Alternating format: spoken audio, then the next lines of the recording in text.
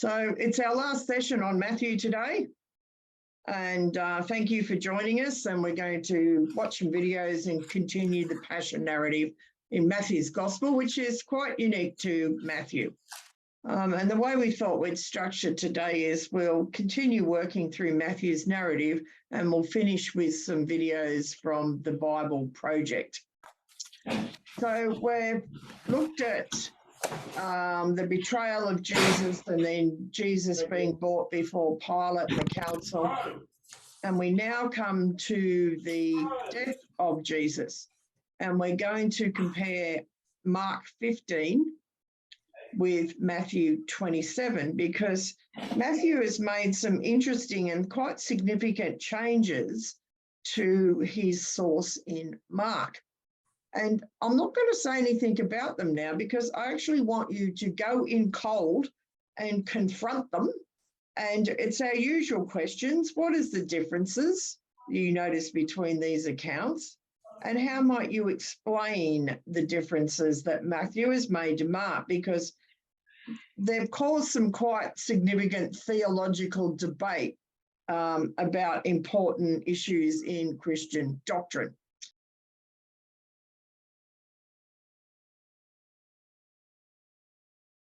Because you can see from the put it back up, please, John. So you can see that there's substantial things that have been added by Matthew, which is what we want to look at. Yes. So we've got the time is the same. It's noon, and then until 3 in the afternoon, darkness comes over the land. And then Jesus cries out in a voice, and it's what's called the cry of abandonment. And you can see that Mark is Eloi and Matthew is Eli. That's just language, Aramaic versus Hebrew. And cries out this cry of abandonment, which is from Psalm 22. And then everyone hears him calling, thinking he's calling for Elijah. And then we have the sponge filled with sour wine and vinegar, which is not a lot of difference really, put on a staff or a stick and offered to Jesus to drink. And that is part of a prophecy from it comes from one of the Psalms. And then Jesus cried out again and he gives up his spirit in Matthew and he breathes his last in Mark. Not too much difference there. And then the temple curtain is torn in both, and that's almost identical. But then what do we have in Matthew? We have a seismos, an earthquake, and the rocks split, and then the tombs broke open, and all these holy people who had died were raised to life. And then we have this strange little verse in 53. So Matthew says there's an earthquake. All these people are coming out of their tombs. And then in verse 53, it does something odd. It says they came out of the tombs after Jesus' resurrection and went into the holy city and appeared to many people. What do you think's going on with verse 52 and 53? Some very weird stuff. Well, it is weird stuff. It is like a B-grade zombie movie. But apart from that... He's looking a long way ahead too, isn't he? If it's after the resurrections. That's 3 days later. What is the problem with verse 52, do you think, with doctrine about the resurrection and what's going to happen? What is the problem with verse 52? One problem for me there with this apocalyptic end of the world scenario, all the people who got up and came wandering around out of their tombs, what do they then do? Do they go back to them eventually and await the resurrection?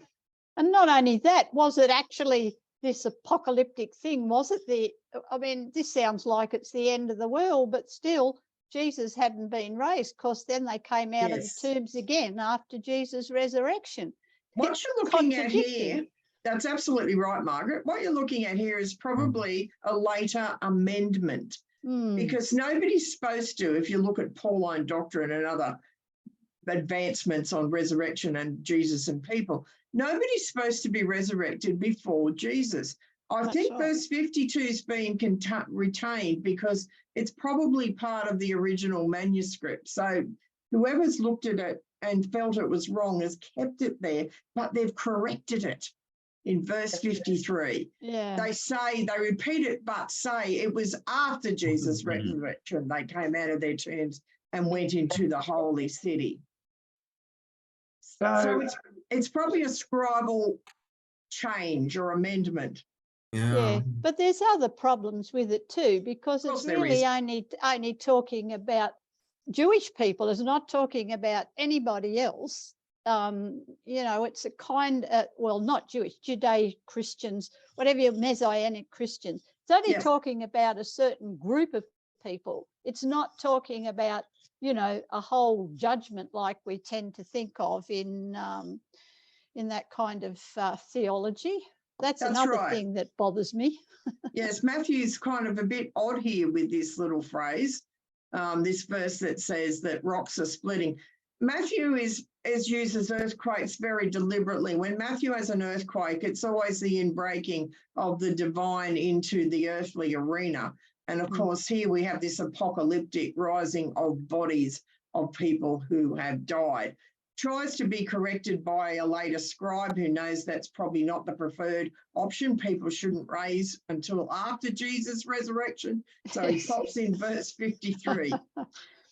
Which is a gospel with Lazarus in it. Which gospels have Lazarus? Well, it is kind of like Lazarus, except, of course, Jesus raises Lazarus. And here, these people apparently raise themselves on the point of the death of Jesus. Or in verse 53, it's after his resurrection, they suddenly come out of their tombs. So the dead live again, and I don't know what happens to them. They go into the city and disappear to all intents and purposes because Matthew doesn't refer to them again. But this is a very curious thing. Well, I'm a bit curious here on how biblical literalists might try and explain all this away. Absolutely.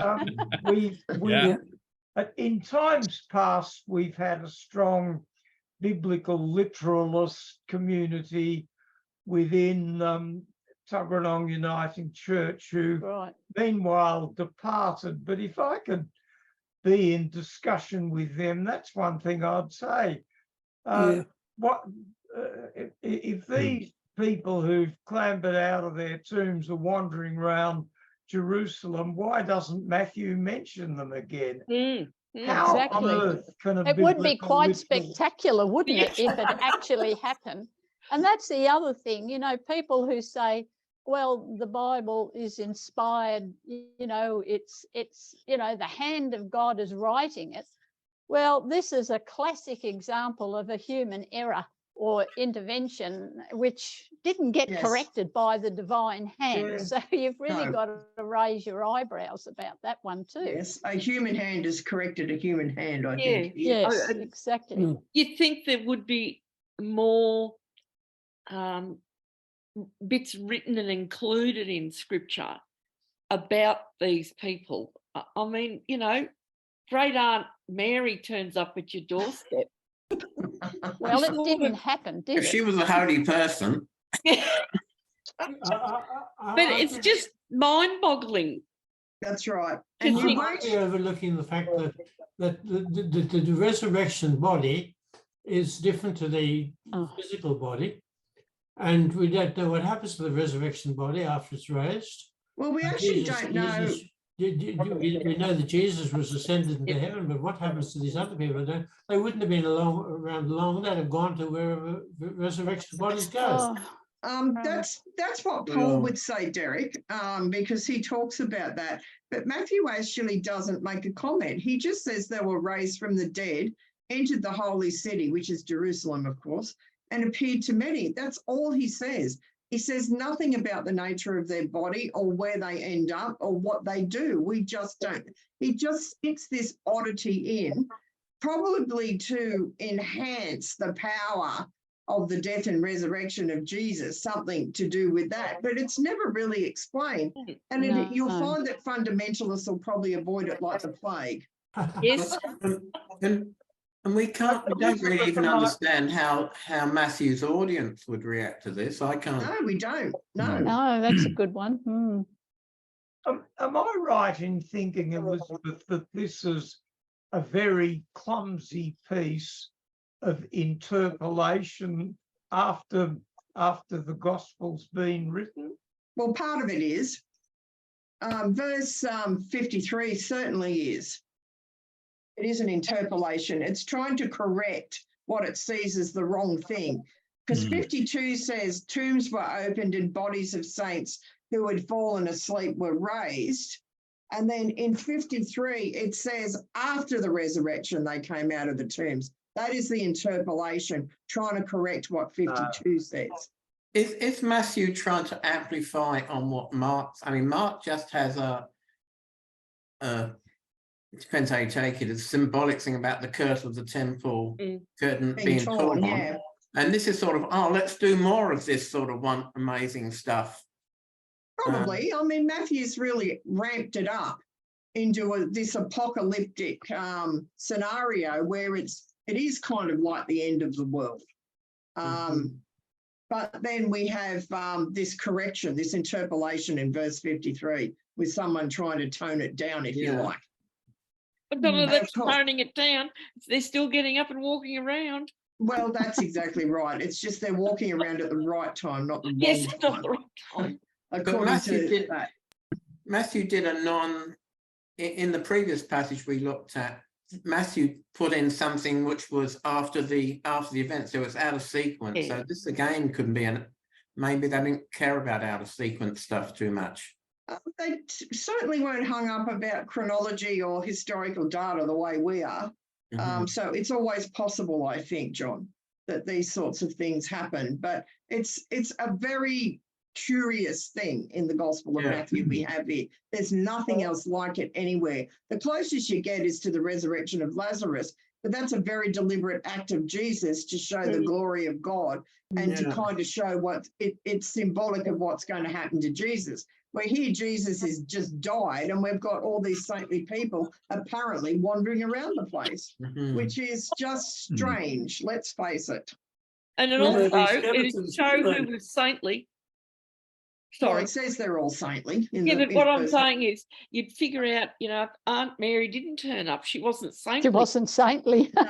Well, if Aunt Mary was saintly, she might have, but I suspect most of them are probably male. Given this is the Gospel of Matthew. Yes. So, and we have this, of course, the centurion and those keeping watch. We have something similar to what's happening in Mark, where Mark has a centurion say, truly this man was God's son. Now, there's no reason for the centurion to say that in Mark other than Jesus has just died. Where, of course, in Matthew, he's provided an earthquake and all these B-grade zombie bodies everywhere. So the centurion sees this, sees the earthquake, sees what's happened, is terrified, as you would be, and says, truly this man was God's son. So there's actually, Matthew gives you a reason for the centurion to actually say this. I just want to add in that what I've remembered from before is that in Mark, this is actually the first time that it wasn't demons or other beings that weren't human actually said this is the first time that Jesus is recognized to be God's son. It's done by a centurion, a non-Jew, whereas in Matthew, the centurion can be given a reason from what's happening around, whereas Mark is already given us that, well, the Gentiles are followers of Jesus, and so he's putting a different slant on it in Matthew, saying, okay, it's not the centurion. It's not really the centurion being one of the first followers after his death. It's actually just someone being centurion's demonstration said surely he was the son of God because of all the weird things that are happening around. Like there's reasons, there's signs and wonders happening, and that's why the centurion says it. Where in Mark he just says it, which doesn't quite make sense because you're thinking, why would the centurion say this in Mark? But in in Matthew, you can see exactly why the centurion would say these things. But he's had to have had some knowledge of the Jewish faith to say he's the son of God with a capital G. Just let me talk about the metaphysical capital or translator bias for a second, Carolyn. All these red letters and capitals and phrasing and grammar are all much more modern than the text. Greek texts have no punctuation, have no capitals as such. And the words just run into each other most of the time. It's either all written in capitals or it's usually written in small letters. Generally in the older texts are in capitals. So to have that capital there is meaningless. It's been put there by a translator. Surely the fact that, well, if it is a fact that Pilate's notice is stuck on the top of a cross saying this is the Son of God, would have influenced the centurion. Well, quite possibly, Derek. That makes a lot of logical sense. Yeah. But why the centurion? Because I talked about last week that sign is probably Pilate's sarcasm and a warning to others who want to set themselves up as kings or messiahs. But I don't know that. It depends on how you want to read the centurion saying this. Is he reading the sign? Is he somehow convinced? We don't know in Mark. Where Matthew, he's terrified, and it's really influenced him to say, well, there is something terribly supernatural about this man. Yeah. And he says, yes, he could be reading the sign. Yes, he probably was God's son.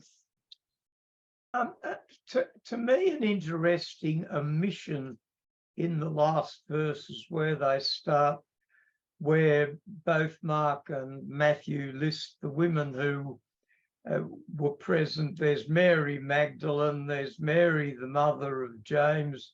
They both agree on that, but none of them have Mary, the mother of Jesus, who I think it's in John, isn't it, where he speaks to his mother, woman, behold thy son, and if she was there, really there, why does Mark, who's the first gospel, not mention it? Well, that's right. It's because John makes it up as he goes along. That is the most blunt answer I can give you, Ian.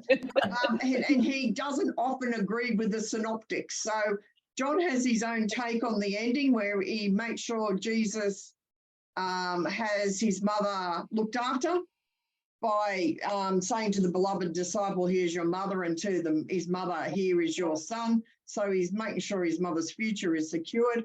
Only the Gospel of John puts that in. In Acts, she comes back again. We know she's part of the Jerusalem church, and it talks about her being a very pious woman and being the mother of Jesus and James and being part of that church and being someone who prays and works for that church. So we've got quite a different story in Acts, where she clearly has other sons alive who are looking after her and doesn't need the services of the beloved disciple, as John would have us believe.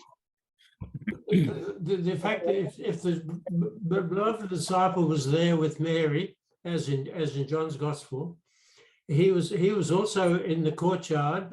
He helped Peter get into the courtyard for the trial.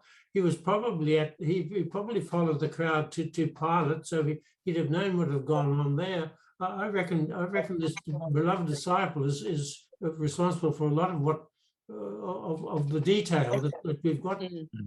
Well, maybe. It's just the beloved disciple happens to disagree with almost everything the synoptic says. So we do have some issues there. Do we take Matthew, Mark, and Luke as have been closer to what we'd call historical? Because John is really different. He really is. Or do we say Matthew, Mark, and Luke all got it wrong and John's right?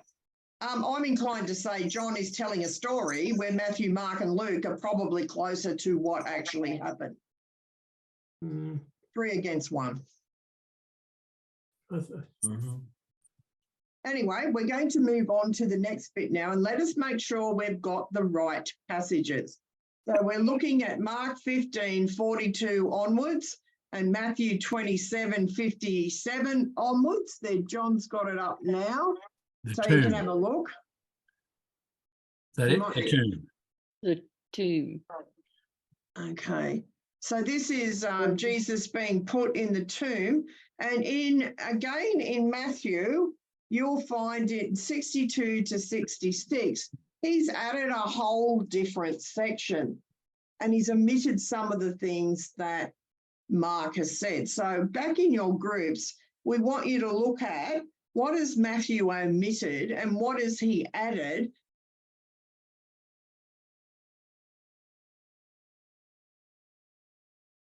Well, did we all get the right passage this time? We're looking at the burial of Jesus. Excellent. What did you find that Matthew had deleted or added? Well, Matthew wasn't, Joseph of Arimathea was no longer a member of the council that Matthew doesn't like. That's right. Matthew has eradicated the council. Yes. So he's just a rich man. Well, he's a disciple of Jesus in Matthew. Yes, he's both. But we noted of Jesus, which makes it okay. Whereas he didn't have to be a disciple in Mark. No. No. But we did note and wondered about the implication of him being a rich man as opposed to being a member of the Sanhedrin. And John explained all what he thought, just like he did then. But I thought it was interesting to put him down as a rich man. Was that what was it his richness that influenced Pilate? Quite possibly. Also, what about tombs? Who owns tombs? Oh, well, rich people, because they're hewn out of rock. Exactly. So Matthew is stressing he can afford this tomb. Yeah, that's right. I thought the other thing that was interesting is that Pilate in Mark makes absolutely certain that Jesus is dead before his body is taken from the cross. Yes. There's no question about it. And I think that's pretty important. Although the implication is the same in Matthew, in Mark, it's very clear that Pilate went to lengths to make sure that Jesus was dead. Yes. And once he's ascertained that, he grants the body to Joseph. But in Matthew, of course, we just have Joseph rocking up to Pilate and asking for it, and Pilate orders it be given to him, and he takes it and he lays it in his own new tomb, as Matthew said. Elizabeth, can I just squeeze a question in here? Yeah. It was a pretty unusual thing, was it not, for a body to be taken down so soon after death in the Roman scheme of things? Were the bodies not left to rot? I think sometimes they were, and probably sometimes there were family members who begged for the body to be taken down. I don't know that we've got hard and fast rules around the practice of bodies after crucifixion. Certainly after an uprising like you get with the slave Spartacus, they were left there for some time, and it was to remind other slaves, if you were thinking of such a thing, just cast your eyes, all these miles along the Appian Way, and you will see why you should not rebel. Okay. So I don't know we can say it's absolutely contrary to what Roman practice was. Okay. Yeah. We do know one body that was taken down and buried because the nail was still in his heel. Yes, that's right. They've found that. So archaeology has demonstrated, and they've also found that it didn't go through the top of the foot to the cross. It actually went through from the side on this body that was found that Piers is referring to. Okay. So it was more like the feet displayed lengthways flat against it, and then it was put through the inside. Okay, I didn't mean to raise all of that. It's bad enough as it is without any more detail. This is probably true. All right, so Piers is right. There have been bodies found, not many, but some. It shows that the Romans did grant permission for them to be taken down. And you notice that Matthew has eradicated Mark 44 and 45 because he's going to pick up his own little thing in the next few verses. Yeah, so we'll go to that now. And we find Matthew in 62 to 66 has added a whole pile of stuff that's not in Mark or Luke or John. Yeah. So what do people think about this addition? What is going on here? He's once again sticking it into the leadership, the chief priests and the Pharisees. He's presenting them in a very horrible way, that they were out to make sure Jesus wasn't getting out of that tomb. Well, they seem to be concerned. They're presenting a rumour that Jesus said, I will rise again. So they want to make sure the disciples can't pinch the body and then claim he's been raised from the dead. Now, there's an interesting word in here. I don't know how it's translated in your Bibles. In my NRSV, it's translated imposter. When they're talking, they say, sir, we remembered that what that imposter said. I see. Deceiver. We've got deceiver.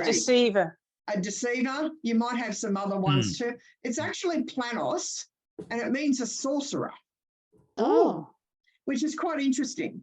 And it's quite unique to the Gospel of Matthew. So they're saying this sorcerer. So they're accusing Jesus of magic. As said while he was alive, after 3 days I will rise again. So they're obviously in Matthew quite nervous about this. The other thing this little thing tells you here, if we apply the theory of social scientific criticism to this passage, what it's probably telling us is there was actually a rumour around that the disciples had taken the body, and Matthew knows about it, and he has countered this rumour with this addition to his text. He's saying you might have heard the rumour that the disciples just removed his body and pretended he was alive, but look at this. Pilate had guards on it, and there was no way anyone could steal that body away because there were soldiers there and there was a big stone and it's really, really secure. So Matthew is counteracting any rumours that the disciples might have stolen the body of Jesus with this little text. So to me, that makes it quite interesting and tells us a little bit was what was being said after the death of Jesus. So the implication, do you think, is that rumours hadn't started, or Mark wasn't concerned with any rumours? He counteracted it by saying Pilate had somebody else check that Jesus was dead. I mean, Mark's just concerned to say Jesus was dead. So therefore his resurrection makes perfect sense. It is a real resurrection. Matthew is not just concerned with resurrection. He is concerned with these rumours that are circulating around about, and whether they came later or earlier, we can't really judge that because only Matthew's counteracting them. Yeah. And we know there were some things like a Roman guard, a Roman soldier was the father of Jesus, appears in something like the 4th or 5th century. And that appears in the Talmud saying that Jesus wasn't the product of the Holy Spirit or of Joseph. He was the product of Mary's liaison with a Roman soldier. So we know there was all sorts of things that were said to counteract what the claims of Christians were. And this is just one of those things. And you can imagine, like, if people would have known what Jesus did. Like if you went to that where he fed the 5,000 and other, he's raised people from the dead. He's raised that daughter of a soldier. That would have created rumours. And I guess the chief priests are probably correct in calling him a sorcerer. Yeah, they're calling him like a magician by using that word. So, yes, there's rumours, there's all sorts of stories, obviously, around about Jesus, about what his capacity are to heal people and other things he's doing. And so they're not taking any chances in the Gospel of Matthew. Matthew is making sure he puts to bed any rumours that could gain traction in terms of explaining what happens. I've always wondered what the response of the military would be to soldiers that have slept on duty. Yeah, we talked about that. Probably nothing good, I would say, John.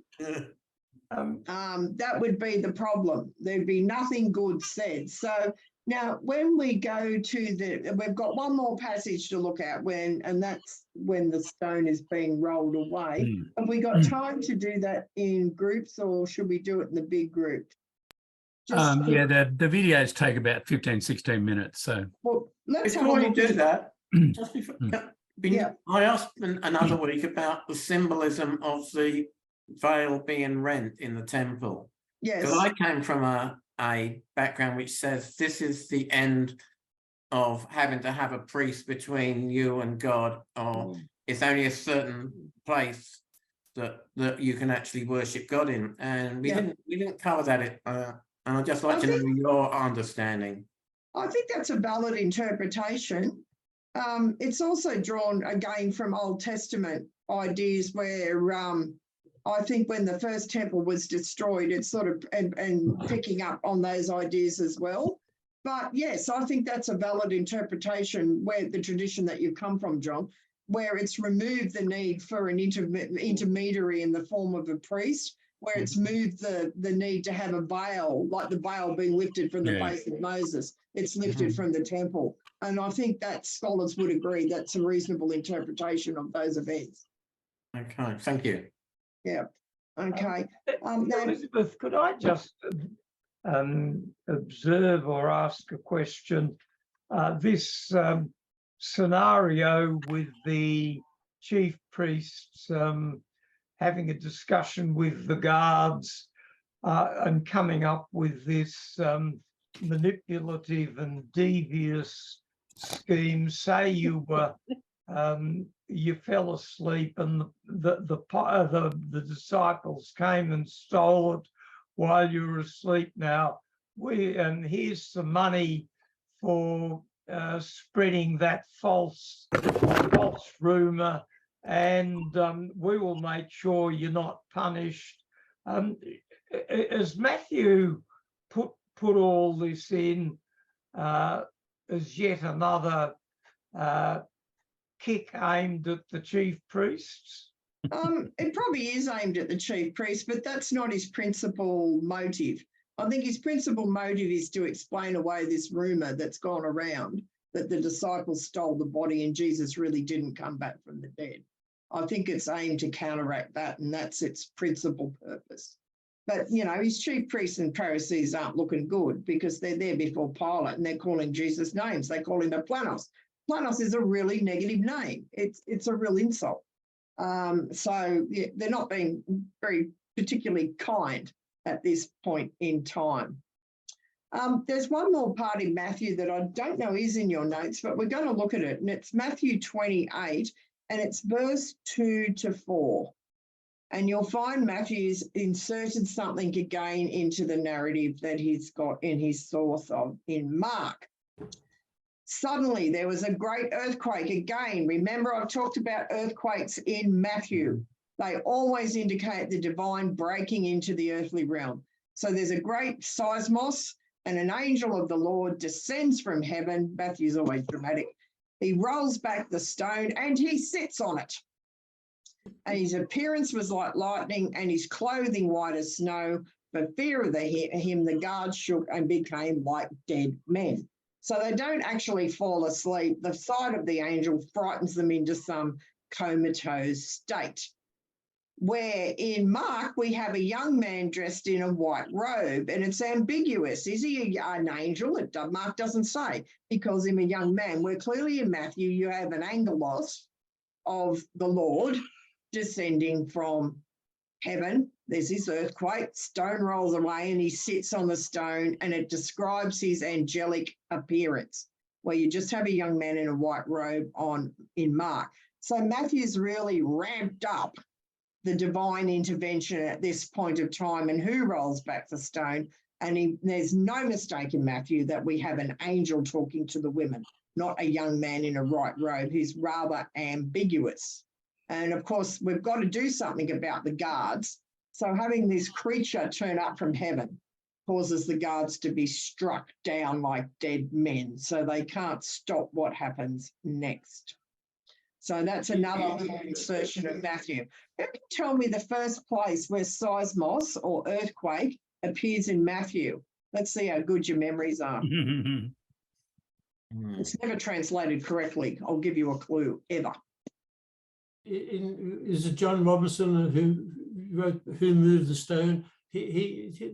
As far as he's concerned, Mark was the young man in white. He's got his Sunday best on because he left his other clothes back in the garden, and they tried to capture him, and he's first there in the tomb, and he's gone into the tomb. He's found that the body is missing. The women arrive. They see this young man in white. They think it's an angel. he shouts out to them, and they're running by this time, and they probably don't hear the rest of what he's saying, but he's definitely the young man. The young man is Mark. Well, maybe, and this is the Gospel of Mark. I'm actually asking you about Matthew. And the question was, where does the first earthquake appear in the Gospel of Matthew? Matthew has a lot of earthquakes at the death of Jesus, at the resurrection of Jesus, in the apocalyptic literature in chapter 24, you've got earthquakes as a sign of the end times. Where is the first earthquake? Does he have one with John the Baptist? No. Oh. Good try. That's a good guess because the heavens open. No, it's not with John the Baptist.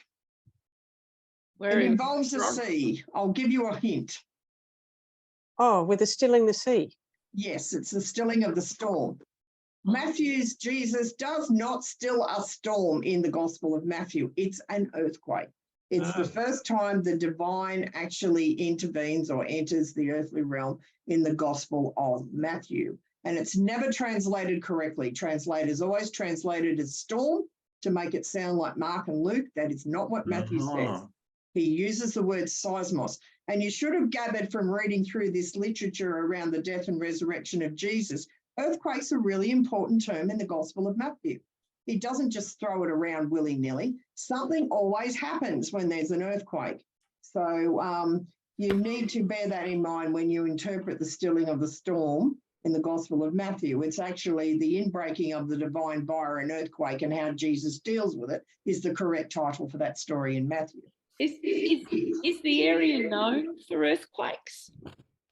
Probably. Because you wouldn't talk about something that you didn't know about. I mean, the Psalms often talk about the mountains smoking too. Okay. So obviously there was some active volcanic stuff around at the time some of them were writing and where they were writing. So that's the other thing I wanted to point out to you about Matthew that he very conveniently adds in. He's got this earthquake and he definitively makes sure you know that's an angel sitting on that rock. Any questions before we watch our videos? Yeah, I've just got to Matthew 8:23, then it says, or 24, it says a gale arose on the lake. Is that one that should be seismos? Yeah, it's a gale or a great storm or a windstorm arose on the lake. No, a great big earthquake has hit the lake. An earthquake arose, all right, okay. Yes. Which means thanks for that. I wouldn't have found that any other way. No, nobody finds that unless you read the Greek. Mm-hmm. Because translators never translate that accurately. It's always it's a seismos. Matthew's telling you something with that particular thing. And it's not only a seismos; it's a mega seismos. It's a big earthquake. It's a bloody big earthquake. High on the Richter scale. Not that they knew about Richter. Right. Yeah. So it's an invoking of the divine. And if you look at Matthew and Mark, you'll notice Matthew changes Mark's order of events. And that is significant about how you interpret that passage, which I've done in previous studies, looking at that. But that is the other place where Matthew uses the word earthquake. And as I said, it's a really important word in Matthew. And clearly you've seen whenever one happens, something really weird happens. Yeah, strange. Yeah. So we have angels and we have dead soldiers and, well, like dead soldiers, and we have people coming out of their tombs and you know, the temple thing is torn and all sorts of things happen when Matthew has an earthquake, which should lead us in how we interpret his story of the storm on the Sea of Galilee. Okay. It's apparent, obvious that Matthew is talking to a different audience, isn't he? Yes, he is. That's right, Derek. He's talking to a very different audience of people who have got different beliefs and expectations from the audience Paul had, for example, or even the audience John and Luke and Mark had, where we know there were Gentiles in those groups. It's very clear with Matthew there probably aren't. And if they are, they've converted to Judaism first. All right, well, we'll come now to our videos on the Gospel of Matthew to end off our sessions. Because we thought you'd find them useful and also they're quite entertaining to watch. So, the Gospel according to Matthew. It's one of the earliest official accounts about Jesus of Nazareth, his life, his death, and his resurrection. The book itself is anonymous, but the earliest reliable tradition links it to Matthew the tax collector, who was one of the 12 apostles that Jesus appointed, and he actually appears within the book itself. For about 30 to 40 years, the apostles orally taught and passed on their eyewitness accounts about Jesus, along with his teachings that they had all memorized. And Matthew has then collected and arranged all these into this amazing tapestry and designed the book to highlight certain themes about Jesus. In this video, we're just going to cover the first half of the book. Specifically, Matthew wants to show how Jesus is the continuation and fulfillment of the whole biblical story about God and Israel. That Jesus is the Messiah from the line of David, that he is a new authoritative teacher like Moses, and not only that, Jesus is God with us, or in Hebrew, Emmanuel. And Matthew's designed this book with an introduction and then a conclusion, and these act like a frame around 5 clear sections right here in the center, each of which concludes with a long block of Jesus' teaching. Now, this design is very intentional and it's amazing. Just watch how this works. Chapters 1 through 3, they set the stage by attaching Jesus' story right onto the storyline of the Old Testament scriptures. So Matthew opens with a genealogy about Jesus that highlights how he is from the messianic line of the son of David, and he's a son of Abraham. That means he's going to bring God's blessing to all of the nations. After that, we get the famous story about Jesus' birth and how all of the events fulfilled the Old Testament prophetic promises, that the nations would come and honor the Messiah, that the Messiah would be born in Bethlehem, but even more than that, Jesus' conception by the Holy Spirit, his name Emmanuel, all these work together to show that Jesus is no mere human. He is God with us, God become human. So you can see 2 of Matthew's key themes right here in the introduction. He's from the line of David, he's Emmanuel. But Matthew also wants to show how Jesus is a new Moses. So like Moses, Jesus came up out of Egypt, he passed through the waters of baptism, and he entered into the wilderness for 40 days. And then Jesus goes up onto a mountain to deliver his new teaching.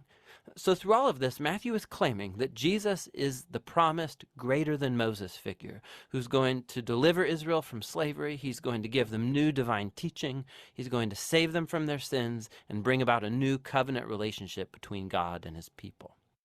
This Moses and Jesus parallel also explains why Matthew has structured the center of the book the way that he did. These 5 main parts highlight Jesus as a teacher, and he's created a parallel. Jesus as a teacher parallels the 5 books of Moses. Jesus is the new authoritative covenant teacher who's going to fulfill the storyline of the Torah.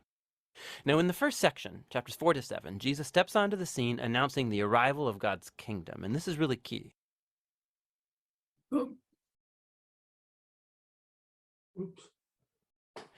The kingdom is in essence about God's rescue operation for his whole world, and it's taking place through King Jesus. Jesus has come to confront evil, especially spiritual evil, and its whole legacy of demon oppression and disease and death. Jesus has come to restore God's rule and reign over the whole world by creating a new family of people who will follow him, obey his teachings, and live under his rule. So, after Jesus begins healing people and forming a movement, a community, he takes his followers out to a mountain or a hillside, and he delivers his first big block of teaching, traditionally called the Sermon on the Mount. And here Jesus explores what it looks like to follow him and live in God's kingdom. And it's an upside-down kingdom where there are no privileged members. So the poor, the nobodies, the wealthy, the religious, everybody is invited and is called to turn, to repent, and to follow Jesus and join his family. Jesus says that he's not here to set aside the commands of the Torah or the Old Testament. Rather, he's here to fulfill all of that through his life, through his teachings. He's here to transform the hearts of his people so that they can truly love God and love their neighbor, including their enemy. After concluding his great teaching on the kingdom, the next section shows Jesus bringing the kingdom into reality in the day-to-day lives of people. So Matthew's arranged here 9 stories about Jesus bringing the power of God's kingdom into the lives of hurting, broken people. There are 3 groups of 3 stories, and they're all about people who are sick or have broken bodies or they're in danger, and Jesus heals or saves them by these acts of grace and power. And then right in between these triads, we find two parallel stories about Jesus's call that people should follow him. Matthew's making a point here. One can only experience the power of Jesus' grace by following him and becoming his disciple. Now, after Matthew has shown the power of the kingdom through Jesus, Jesus then extends his reach by sending out the 12 disciples who are going to go do what he's been doing. And this leads to the second large block of teaching, chapter 10. And here, Jesus teaches his disciples how to announce the kingdom and what to expect once they do. Many among Israel are accepting Jesus and his offer of the kingdom, but Israel's leaders, they aren't. They stand to lose a lot if they repent and become disciples of Jesus. And so Jesus knows they're going to reject him and persecute his followers, which is exactly what happens. In the next section, chapters 11 through 13, Matthew has collected a group of stories about how people are responding to Jesus and his message, and it's a mixed bag. So some stories are positive. People love Jesus and they think he's the Messiah. Others are more neutral, like John the Baptist, or even the members of Jesus' own family. And they make it clear that Jesus is not what they expected. And then you have Israel's leaders. They're entirely negative. You have the Pharisees and the Bible scholars. They all reject Jesus together. They think he's a false teacher. He's leading the people astray. They think he's blasphemous in these exalted claims he's making about himself. But Jesus isn't surprised or thrown by all these diverse responses. In fact, he focuses on it in the third block of teaching, chapter 13.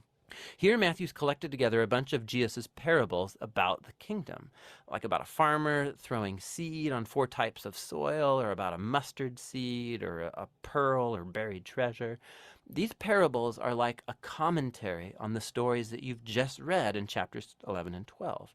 Some people are accepting Jesus with enthusiasm. Others are rejecting him. But God's kingdom is of ultimate value, and it will not stop spreading despite all of these obstacles. So that's the first half of the gospel according to Matthew. Now here's a few more things to look for as you read through these chapters. Matthew's presenting Jesus, remember, as the continuation and fulfillment of the Old Testament storyline. So look for how he weaves in quotations from the Old Testament scriptures. And what you'll find is that they're placed at strategic points in the story, explaining more about Jesus and his identity. So stop, take time to go look up these references and read them in their Old Testament context. And most often you'll discover really cool, interesting connections.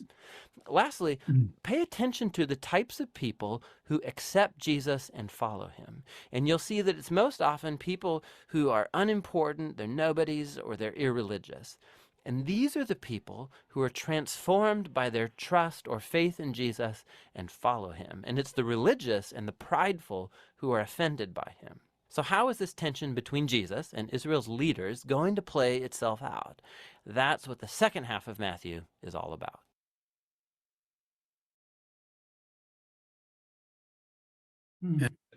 We'll just move on directly to that second half video. No. It's very clever, isn't it? Man, what's going on?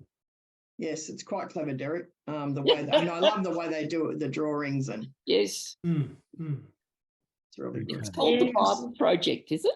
Yeah, so the Bible, and they've covered all sorts of things. Not only have they covered every book of the Bible, you'll find they've covered topics like angels and demons and supernatural events and what does it mean to have faith, etc., etc. So they've got a whole lot of stuff.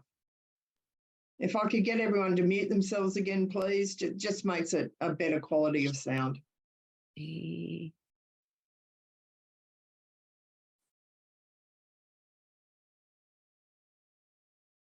Gospel according to Matthew. In the first video, we saw how Matthew introduced Jesus as the Messiah from the line of David, and as a new authoritative teacher like Moses, and also as Emmanuel, which in Hebrew means God with us. After Jesus announced and taught about the arrival of God's kingdom, and after he brought the kingdom into day-to-day life among the people of Israel, we saw that Jesus was accepted by many, but rejected by others, especially Israel's religious leaders, the Pharisees. And so the big question is, how is this conflict between Jesus and Israel's leaders going to play itself out? The next large section, chapters 14 through 20, explore all the different expectations people have about the Messiah. So Jesus keeps healing sick people, and twice he even miraculously provides food for these huge crowds in the desert. One's made up of Jewish people, and the other is a non-Jewish crowd. And this sign, it's very similar to what Moses did for Israel in the wilderness. And so all these people are excited about Jesus. They think he's the great prophet and the Messiah, but not the religious leaders. Their view of the Messiah is built on passages like Psalm 2 or Daniel chapter 2 about a victorious Messiah who's going to deliver Israel and defeat the pagan oppressors. And from their point of view, Jesus, he's a false teacher. He's making blasphemous claims about himself. And so there are stories here about them increasing their opposition, hatching a plan to kill him. And so in response, Jesus, he withdraws, and he begins teaching his closest disciples what it means for him to be Israel's Messiah, because it is not what anybody expects. So Jesus asks his disciples, chapter 16, he says, "Who do you all say that I am?" And Peter comes up with the right answer, it seems. He says, "Well, you're the Messiah. You're the Son of the living God." But then it becomes clear that Peter's thinking about a king who's going to reign victoriously through military power. And Jesus challenges Peter, saying that, yes, I am going to become king, but through a different way. And so Jesus starts to teach on themes from the prophet Isaiah, who said that the Messianic king would suffer and die for the sins of his own people. And so Jesus, he was positioning himself as a Messianic king who reigns by becoming a servant and who would lay down his life for Israel and the nations. Well, Peter and the disciples, they mostly just don't get it. And so Jesus enters into the fourth block of teaching, followed by a series of teachings after that. And these are all about the upside-down nature of Jesus' messianic kingdom, which turns upside down all of our value systems.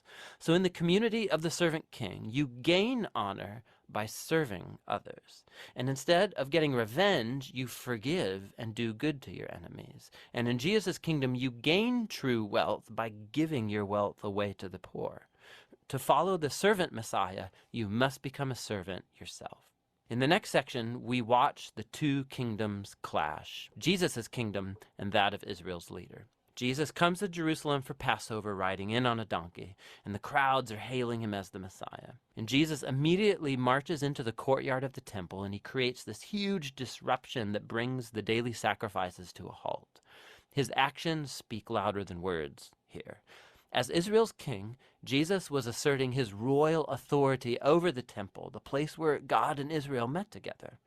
And in Jesus' view, the temple was compromised by the hypocrisy of Israel's leaders. And so here he's challenging their authority, and naturally, they're deeply offended. And so they try to trap Jesus and shame him in public debate, and they fail. So they end up just determining to have him killed. In response, Jesus delivers his final block of teaching. He first offers this passionate critique of the Pharisees and their hypocrisy, and then he weeps over Jerusalem and its rejection of God and his kingdom. Then Jesus withdraws with the disciples, and he starts telling them what's going to happen. He's going to be executed by these leaders, but in doing so, they're going to create their own demise, because instead of accepting Jesus' way of the peaceful kingdom, they're going to take the road of revolt against Rome, and so Jerusalem and its temple are going to be destroyed. But, Jesus says, that is not the end of the story. He's going to be vindicated after his death by his resurrection. And one day, he'll return and set up his kingdom over all nations. And so in the meanwhile, the disciples need to stay alert and stay committed to just announcing Jesus and his kingdom and spreading the good news. And so with all of that ringing in the disciples' ears, the story comes to its climax. That night, Jesus takes the disciples aside and he celebrates a Passover meal with them. The Passover retells the story of Israel's rescue from slavery through the death of the Passover lamb.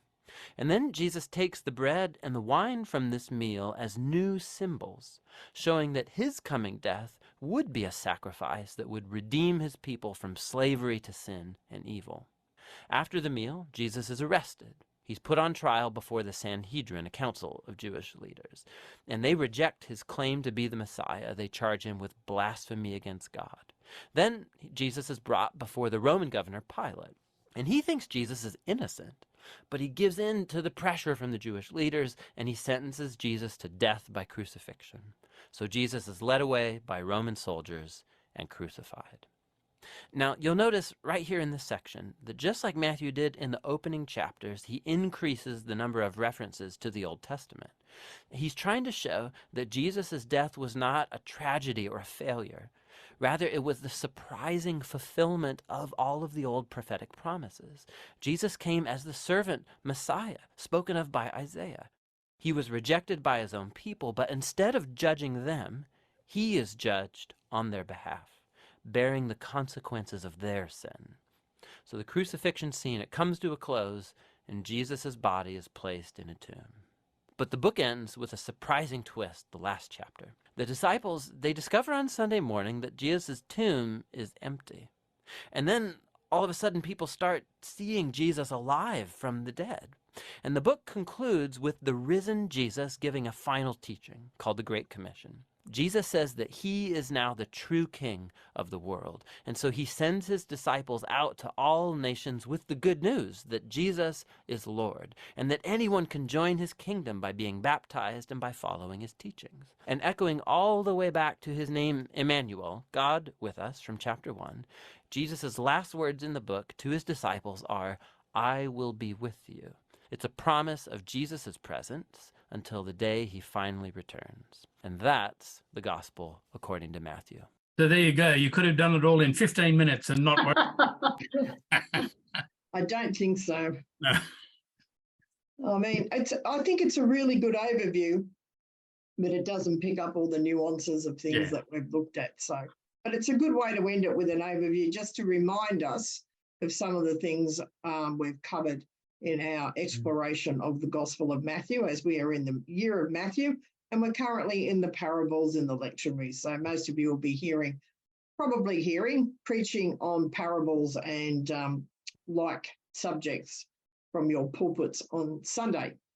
Yeah. Any questions people have remaining that they'd like to ask? You, of course, disagreed with the Great Commission at the end.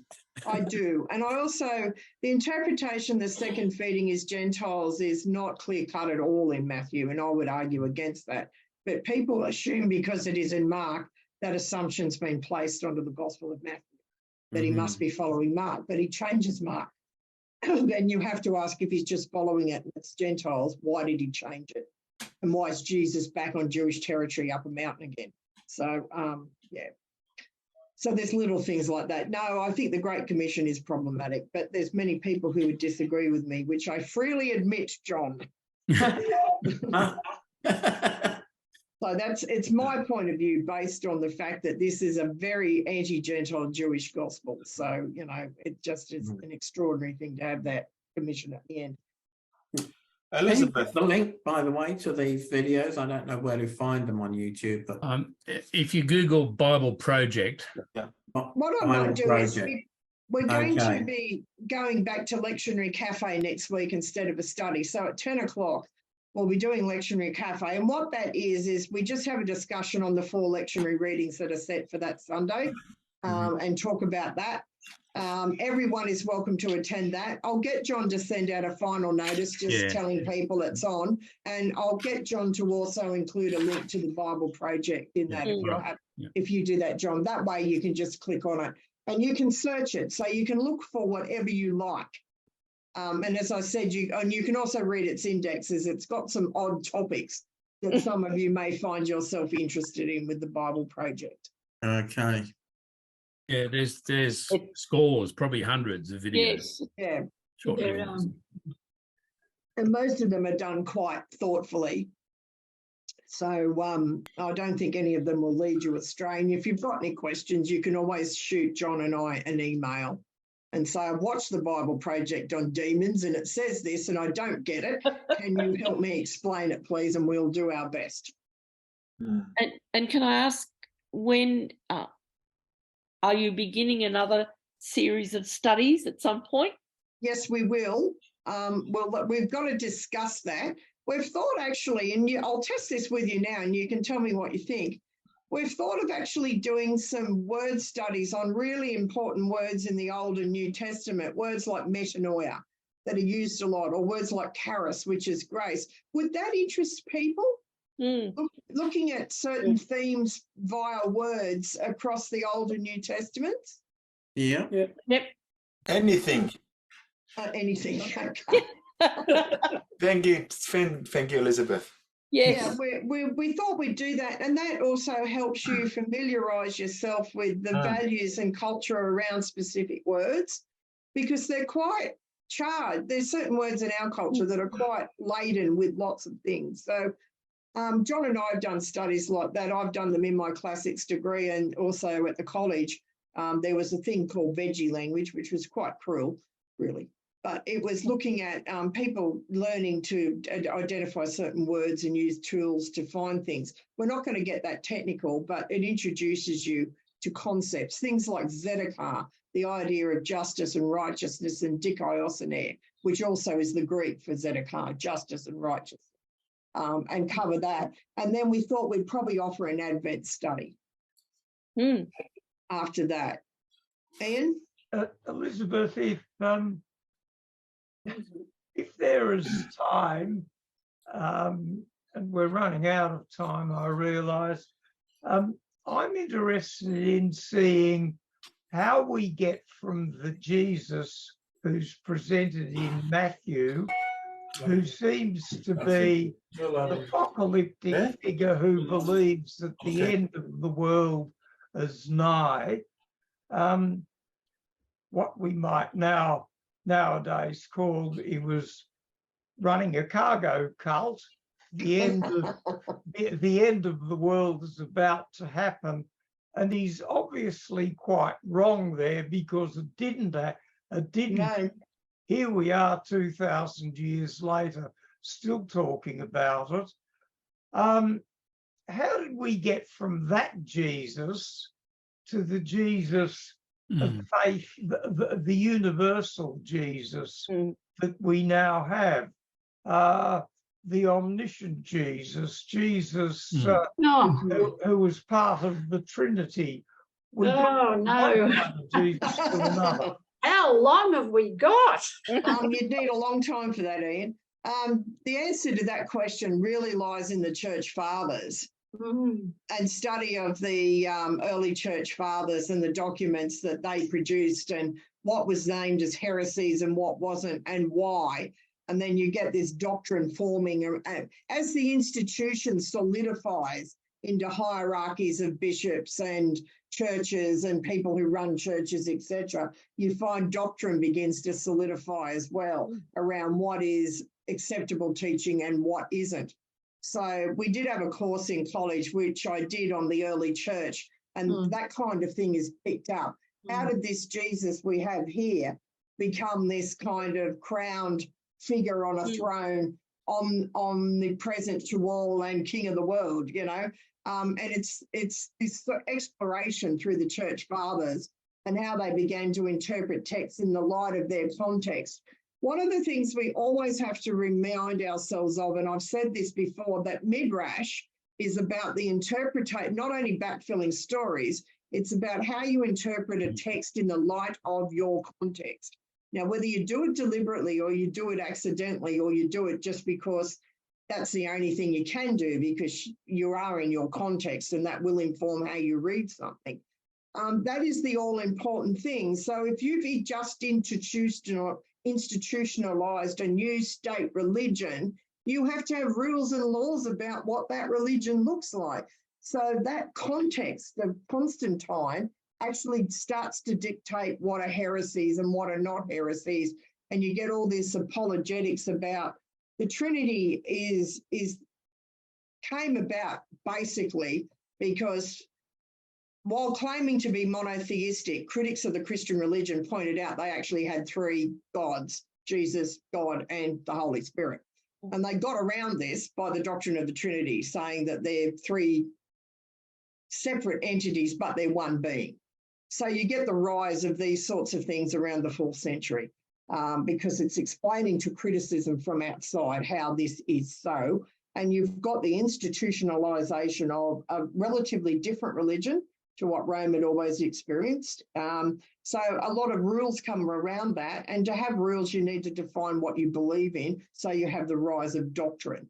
So that's a very short answer to how we get in the space of 3 or 4 centuries from here to here.